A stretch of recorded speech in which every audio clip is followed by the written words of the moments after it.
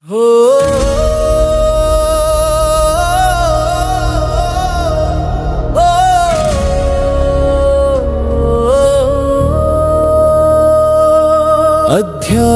8 అక్షర బ్రహ్మయోగం అమరత్వమును తెలిపే యోగం అంతకాలే చ మామేవ స్మరన్ ముక్త్వా కలేవరం యః ప్రయాతి స సమద్భావం యాతి నాస్త్యత్ర సంశయః. మరణ సమయంలో నన్ను స్మరిస్తూ ఈ శరీరాన్ని విడిచిపెట్టినవాడు నిస్సందేహంగా నా స్వరూపమునే పొందుతాడు. ఈ శ్లోకం భగవంతుని స్మరణ శక్తి గురించి చెబుతుంది. జీవితమంతా మన మనసు ఎదిపై దృష్టి పెడుతుందో అది మన అంతిమ క్షణంలో కూడా మన ఆలోచనగా నిలుస్తుంది.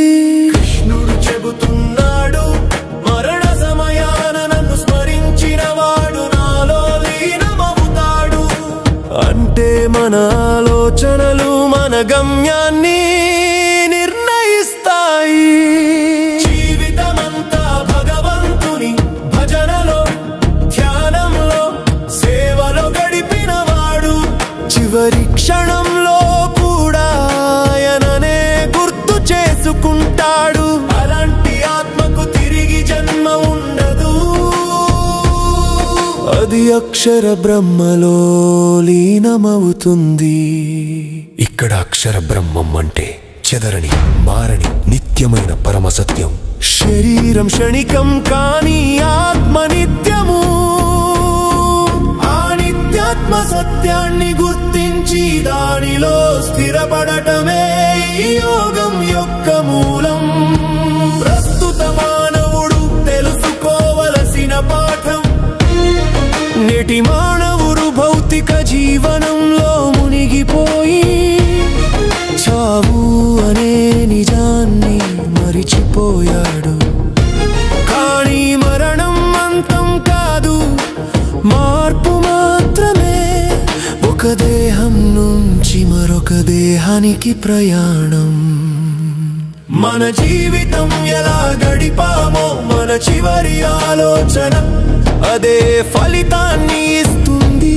ఎవడు సంపద కోపం ఈర్ష్య ద్వేషం నిండిన మనస్సుతో జీవిస్తాడో అతని చివరి క్షణం కూడా అశాంతిగానే ఉంటుంది. కానీ భక్తి కరుణ దైవ స్మరణతో జీవించిన వాడికి మరణం కూడా పవిత్రమైన విముక్తి క్షణమవుతుంది. ఈ అధ్యాయం మనకు నేర్పేది జీవితం మొత్తం సిద్ధతే, చివరి క్షణానికి సన్నాహకం. మరణ సమయంలో మన ఆలోచన ఏదైతే అది మన తదుపరి స్థితిని నిర్ణయిస్తుంది. అందుకే ప్రతిరోజు దైవ స్మరణలో ఉండాలి. దేవుని స్మరించడం కేవలం మంత్రం కాదు, అది మన ఆత్మను అక్షర బ్రహ్మానికి దగ్గర చేసే మార్గం. మనసును శుద్ధం చేసుకోవాలి మంచి ఆలోచనలతో, ప్రేమతో సేవతో జీవించాలి. అప్పుడు మన చివరి క్షణం భయంకరంగా కాకుండా శాంతితో నిండిన పరమయాత్రగా మారుతుంది.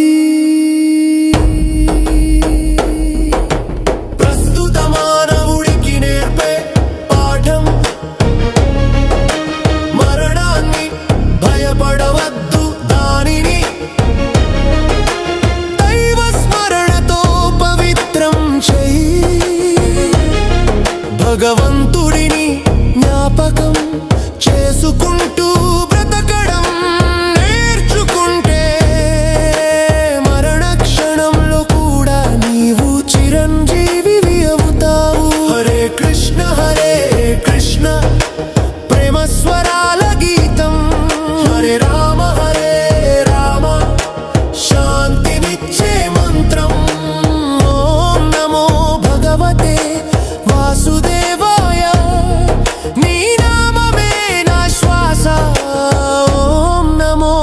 భగవతే వాసుదేవాయం నీ నామమే శాశ్వత శాంతి మార్గం